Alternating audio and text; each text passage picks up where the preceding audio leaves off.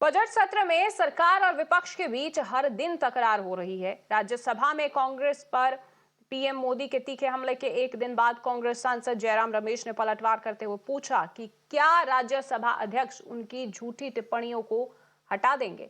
हमारी सहयोगी साम्या से बातचीत के दौरान कांग्रेस नेता जयराम रमेश ने क्या कुछ कहा, सुनिए।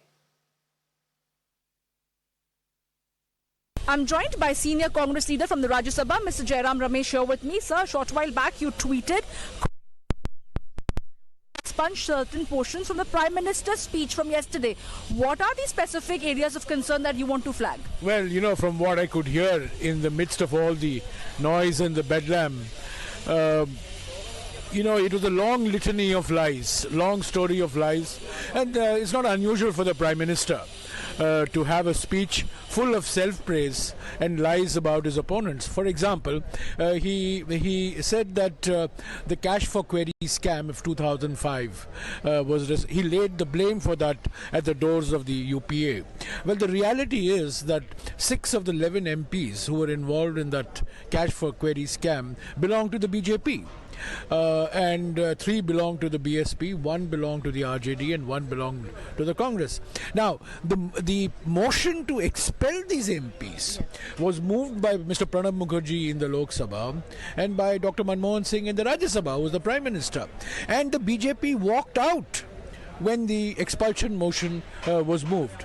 The Prime Minister didn't say that. The Prime Minister just laid the blame for the scam on the UPA. And this is a matter that should be clearly expunged.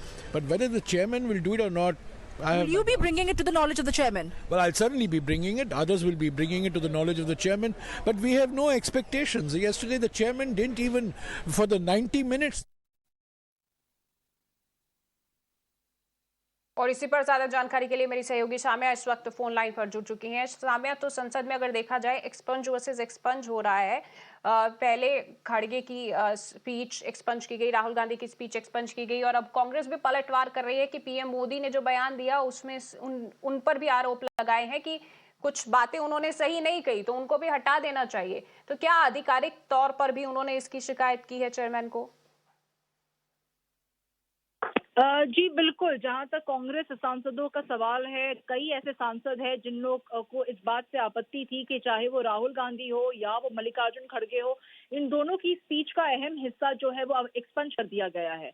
जो ऑपोजिशन पार्टीज हैं, जहां तक कांग्रेस सांसद है जैसे जयराम रमेश और प्रमोद तिवारी, मुकुल वासनिक, केसी वेणुगोपाल, इन लोग सबका ये मत है कि पार्लियामेंट्री प्रोसीडिंग से जो रूल है वो सबके लिए एक बराबर है, चाहे वो लीडर ऑफ द ऑपोजिशन विपक्ष दल के नेता मल्लिकार्जुन खड़गे हो या प्राइम मिनिस्टर नरेंद्र मोदी हो। अगर प्राइम मिनिस्टर नरेंद्र मोदी की स्पीच में कल जब उन्होंने राज्यसभा में बयान दिया था, वहां पे कुछ फैक्चुअल एरर है जिसके तहत जयराम रमेश इस पूरे मुद्दे को उठा रहे हैं कि जब कैश फॉर क्वेरी का पूरा जो मसला हुआ था 2005 में, तब 11 एमपी में से जो 6 एमपी वॉकआउट किए थे वो सब बीजेपी के एमपी थे, ना कि कांग्रेस के एमपी। और इस पूरे मुद्दे के ऊपर में प्रणब मुखर्जी ने नोटिस दायर किया था लोकसभा में और डॉक्टर मनमोहन सिंह ने दायर किया था राज्यसभा में।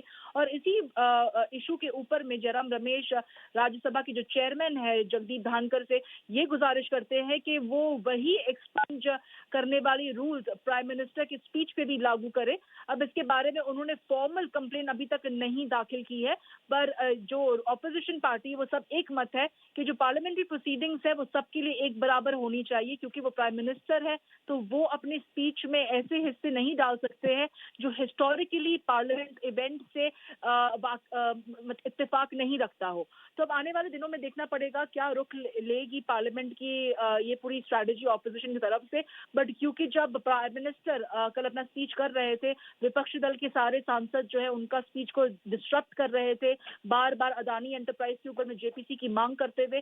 और तब जब आज मल्लिकार्जुन खड़गे खड़े हुए बात करने के लिए और हाउस का ध्यान अपनी तरफ आकृष्ट करने के लिए, तब ट्रेजरी बेंचेस के जो लीडर्स थे, जो एमपीज थे, वो पूरा टाइम प्राइम मिनिस्टर मोदी के चांट्स के जरिए और उनके स्लोगन्स के जरिए मल्लिकार्जुन खड़गे की स्पीच को डिस्टर्ब कर रहे थे, उसको रोकने की कोशिश कर रहे थे।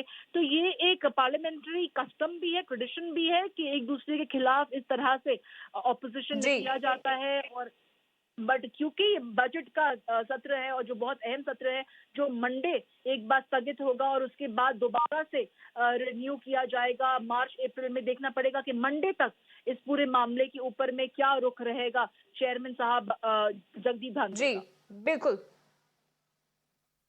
जी, बहुत बहुत शुक्रिया साम्या आपका इस तमाम जानकारी के लिए। और अब आगे बढ़ते हैं।